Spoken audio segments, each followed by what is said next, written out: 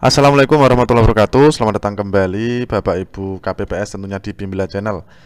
Kali ini kita akan membahas tentang pelaksanaan pemungutan suara ya Bapak Ibu ya. Di video yang kemarin telah kita bahas adalah pra pelaksanaan, dan di video kali ini kita akan bahas tentang pelaksanaan pemungutan suara.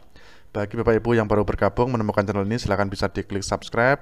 Jangan lupa bunyikan lonceng notifikasinya agar selalu mendapatkan update terbaru dari kami di Bimbila Channel. Oke Bapak Ibu, langsung saja kita masuk ke langkah pertama yang harus kita lakukan. Tentunya adalah datangnya lebih awal ya, persiapan rapat pemungutan suara.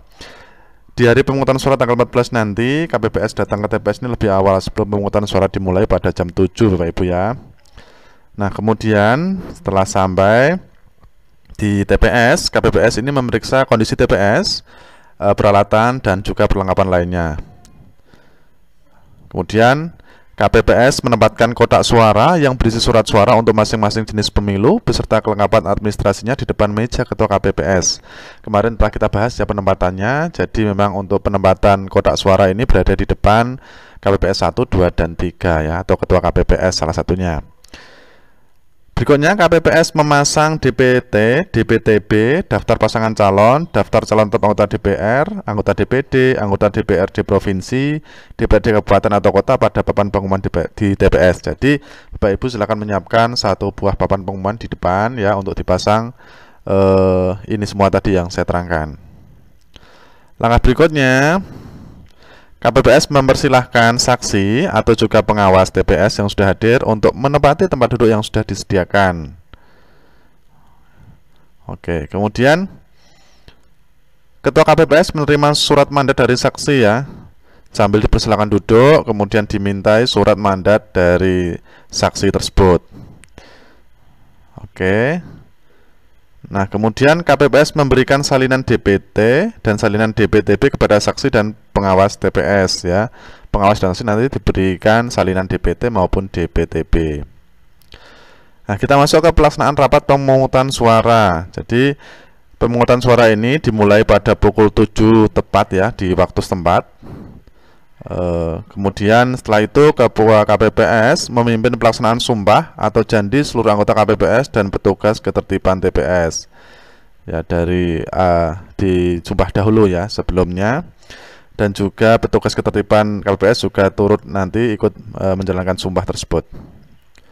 Kemudian apabila belum ada saksi jam 7 ya, pengawas TPS atau pemilih yang hadir, maka pemungutan suara ditunda selama 30 menit sampai saksi, pengawas TPR maupun pemilih hadir ke tempat tersebut atau ke TPS Bapak Ibu ya. Jadi bisa diundur selama 30 menit sampai jam 7.30 waktu setempat. Dan apabila hingga pukul 7.30 waktu setempat saksi, pengawas TPS ataupun pemilih belum hadir, maka rapat pemungutan suara dibuka dan dilanjutkan dengan pemungutan suara. Nah, itu batas maksimal adalah jam 7.30 waktu setempat Bapak Ibu.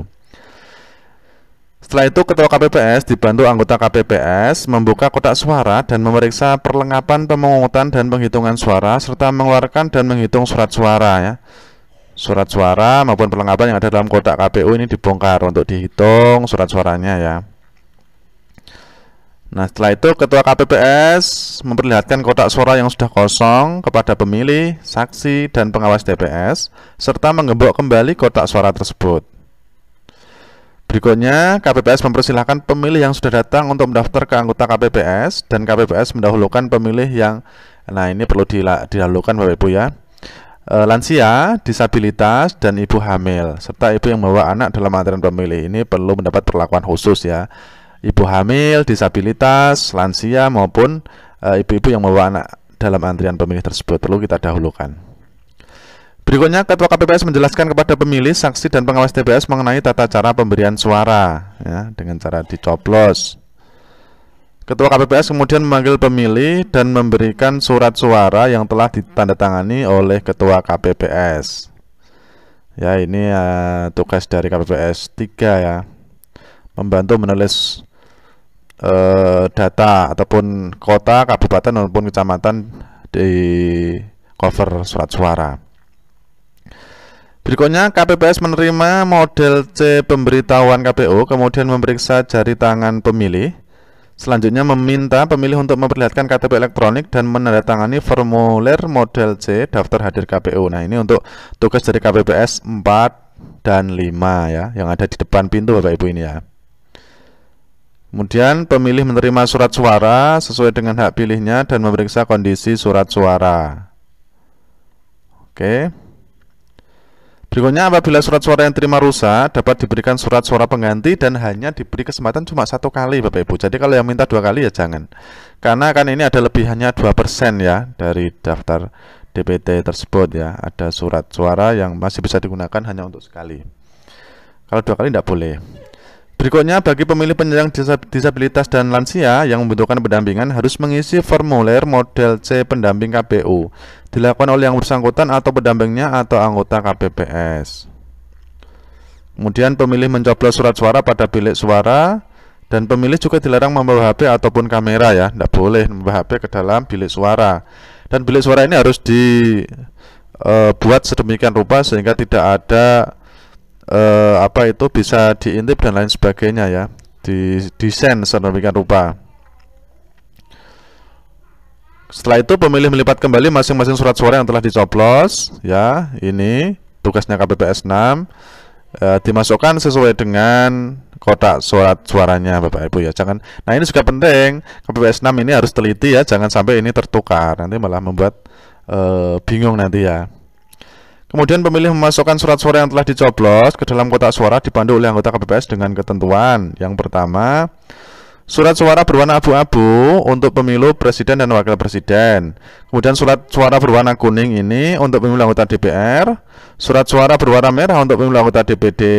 Surat suara berwarna biru ini untuk pemilu anggota DPRD provinsi. Dan terakhir surat suara berwarna hijau ini untuk pemilu anggota DPRD kabupaten atau kota. Terakhir, setelah pemilih mencelupkan salah satu jari ke dalam botol tinta yang telah disediakan hingga mengenai seluruh bagian kuku ya. Ini poinnya, mengenai seluruh bagian kuku sebelum keluar TPS dipandu oleh anggota KPPS. Jadi ini saya tebalkan ya, mengenai seluruh bagian kuku. Nah, ini KPPS 7 ya. Makanya KPPS 7 ini kalau bisa orangnya yang berwibawa. Ya kan, Bapak Ibu ya. Ya, maksud saya ini memang harus dikontrol dengan baik ya, karena nanti juga menimbulkan masalah kalau asal-asalan. Dalam hal pada wilayah kerja KPPS terdapat pemilih yang tidak dapat memberikan suaranya di TPS karena menjalani sakit di rumah, tahanan sementara, rawat inap di rumah sakit atau puskesmas. Ketua KPPS membagi tugas kepada anggota KPPS untuk bertugas mendatangi pemilih agar dapat menggunakan hak pilihnya. Pada pukul 11 waktu setempat, Ketua KPPS mempersilahkan pemilih DPTB ya tambahan ini untuk memberikan suara di TPS dan mendatangani formulir model C daftar hadir DPTB KPU.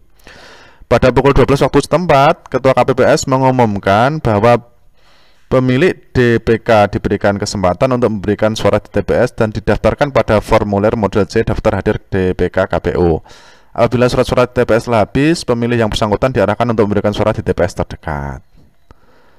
Oke Bapak Ibu, nah itu adalah step by step kegiatan kita nanti ketika waktu pas hari H pelaksanaannya antara rentan waktu jam sebelum pra acara jam 6 lah ya, sampai nanti jam 1 siang. Setelah itu nanti kita bahas lagi untuk penghitungan suaranya dan juga melihat kotak suara sah atau tidak sah pada video yang akan datang. Nah demikian dulu, semoga ada manfaatnya. Kurang lebihnya mohon maaf. Bila ada hidayah, wassalamualaikum warahmatullahi wabarakatuh.